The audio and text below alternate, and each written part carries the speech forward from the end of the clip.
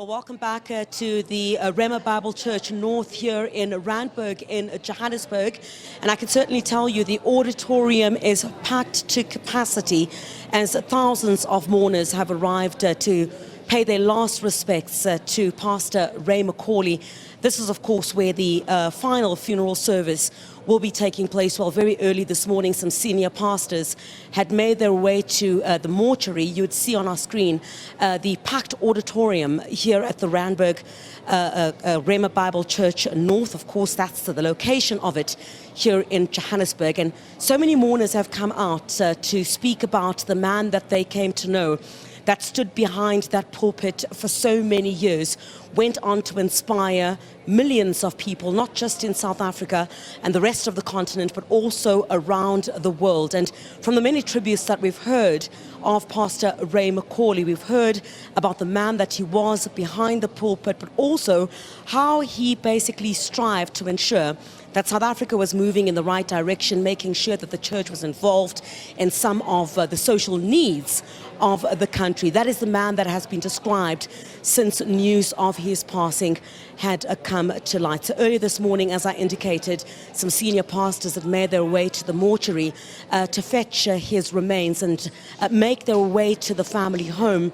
And that's where there's a bit of a service that will be taking place with very close family as well as friends. And then that cortege will make its way here to the Rhema Bible Church in Randburg in Johannesburg. And this is where, of course, that final send-off will be taking place. You'd recall that during the dark days in South Africa, during the times of apartheid, this was one of the men that stood up and basically at the time had asked white South Africans to acknowledge that they were being manipulated by the apartheid regime. You'd recall, of course, part of the peace accord as well, also behind-the-scenes negotiator for the ANC. This was at a time when South Africa needed to ensure that there was a smooth transition to democracy. I want to bring in Pastor Benjamin Peter, who's been with the church for the past 30 years, and a senior pastor, or a pastor for a full-time 12 years.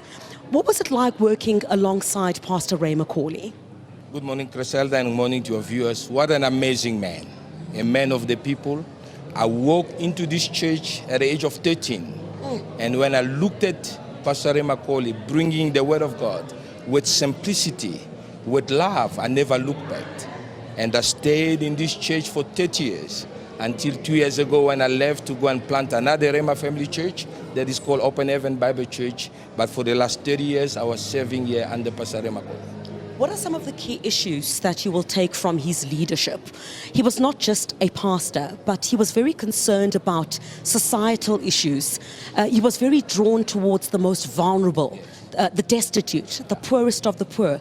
That is what we've heard. Talk to us about some of those experiences and how the church was always pushed to ensure they get involved.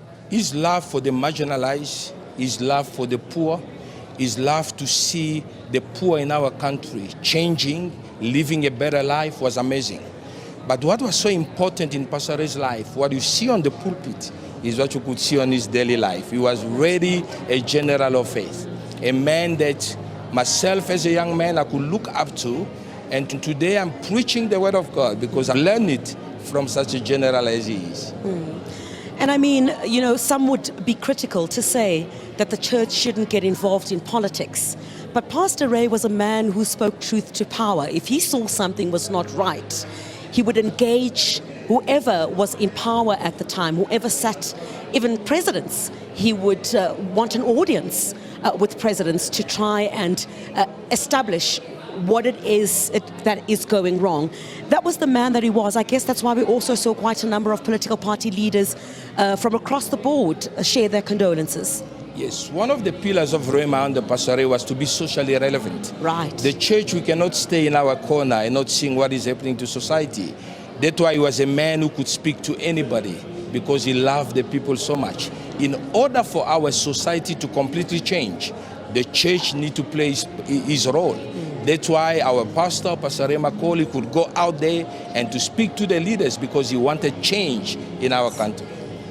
Pastor Benjamin Peter, thank you very much indeed. We do appreciate your insights this morning into the man that was Pastor Ray McCauley. Certainly a rich legacy that is being left behind here. So many of the people that we've spoken to have told us about this man who was an ultimate when you came to the Word of God, but was also a man who said the church simply cannot sit on the sidelines, but also be involved in some of the critical societal issues that our country was facing. You'd also recall in the earlier days, after you'd recall, he had a very, a rich life. He started off being a bodybuilder. My colleague Offense Estimo had mentioned that.